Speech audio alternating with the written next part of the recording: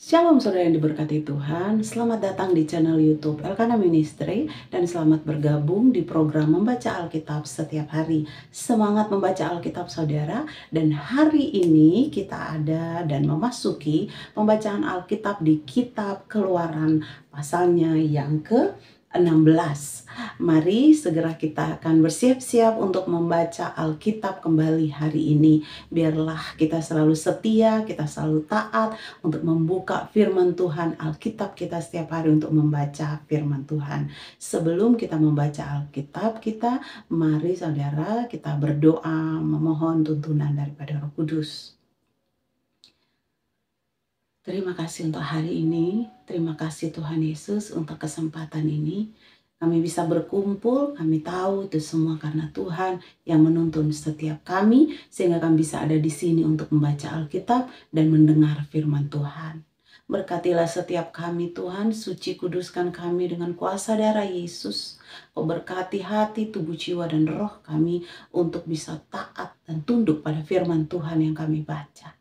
Terima kasih Bapa, berkatilah kami semua, biarlah Roh Kudus Tuhan, Engkau kiranya yang akan menuntun setiap kami ketika kami baca firman Tuhan. Kami minta biarlah Roh Kudus membuka pemikiran kami sehingga kami bisa memahami firman yang kami baca. Kami bisa mendengar suara-Mu Bapa lewat firman Tuhan yang mengajarkan kepada kami. Kami rindu untuk mendengar suara Tuhan, untuk mendengar nasihat Tuhan lewat firman Tuhan hari ini. Terima kasih Tuhan, berkatilah kami semua hari ini di dalam nama Tuhan Yesus. Haleluya.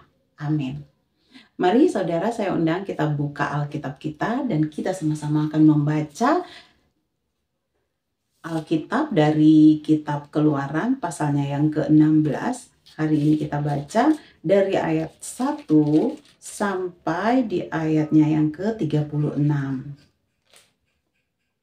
Di sana kita bisa baca ada perikop mana Sabat.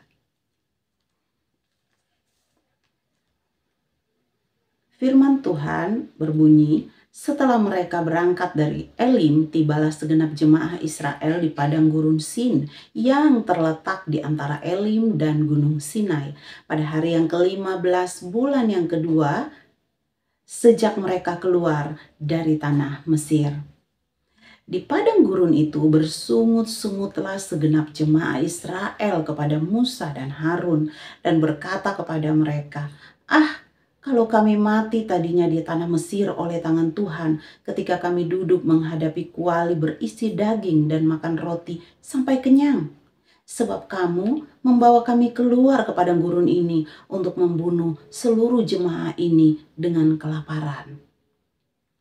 Lalu berfirmanlah Tuhan kepada Musa, sesungguhnya Aku akan menurunkan dari langit hujan roti bagimu, maka bangsa itu akan keluar dan memungut tiap-tiap hari sebanyak yang perlu untuk sehari, supaya mereka kucoba apakah mereka hidup menurut hukumku atau tidak.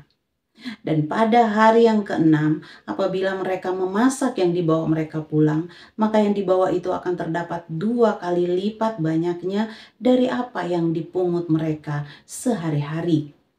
Sesudah itu berkatalah Musa dan Harun kepada seluruh orang Israel, petang ini kamu akan mengetahui bahwa Tuhanlah yang telah membawa kamu keluar dari tanah Mesir. Dan besok pagi kamu melihat kemuliaan Tuhan, karena ia telah mendengar sungut-sungutmu kepadanya. Sebab apalah kami ini, maka kamu bersungut-sungut kepada kami. Lagi kata Musa, jika memang Tuhan yang memberi kamu makan daging pada waktu petang dan makan roti sampai kenyang pada waktu pagi, karena Tuhan telah mendengar sungut-sungutmu yang kamu sungut-sungutkan kepadanya. Apalah kami ini? Bukan kepada kami sungut-sungutmu itu, tetapi kepada Tuhan.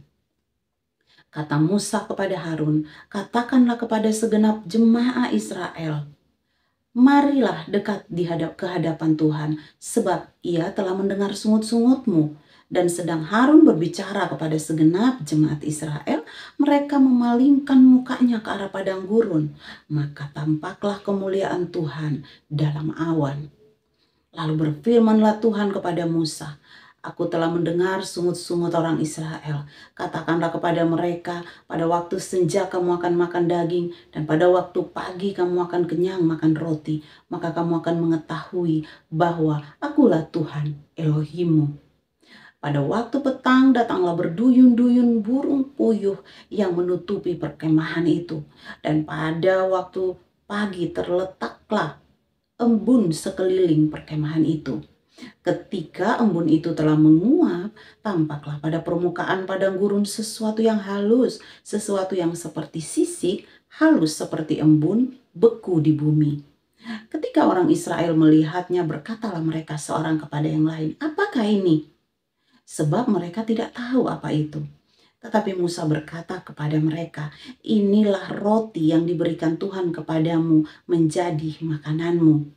Beginilah perintah Tuhan, pungutlah itu, tiap-tiap orang menurut keperluannya. Masing-masing kamu boleh mengambil untuk seisi kemahnya, segomer seorang menurut jumlah jiwa." Demikianlah diperbuat orang Israel. Mereka mengumpulkan, ada yang banyak, ada yang sedikit. Ketika mereka menakarnya dengan gomer, maka orang yang mengumpulkan banyak tidak kelebihan, dan orang yang mengumpulkan sedikit tidak kekurangan. Tiap-tiap orang mengumpulkan menurut keperluannya. Musa berkata kepada mereka, "Seorang pun tidak boleh meninggalkan daripadanya sampai pagi." Tetapi ada yang tidak mendengarkan Musa dan meninggalkan daripadanya sampai pagi, lalu berulat dan berbau busuk. Maka Musa menjadi marah kepada mereka. Setiap pagi mereka memungutnya, tiap-tiap orang menurut keperluannya. Tetapi ketika matahari panas, cairlah itu. Dan pada hari yang keenam mereka memungut roti itu 2 kali lipat banyaknya, 2 gomer untuk tiap-tiap orang. Dan datanglah semua pemimpin jemaah memberitahukannya kepada Musa. Lalu berkatalah Musa kepada mereka, "Inilah yang dimaksudkan Tuhan. Besok adalah hari perhentian penuh, Sabat yang kudus bagi Tuhan. Maka roti yang perlu kamu bakar, bakarlah. Dan apa yang perlu kamu masak, masaklah. Dan segala kelebihannya biarkanlah di tempatnya untuk disimpan sampai pagi."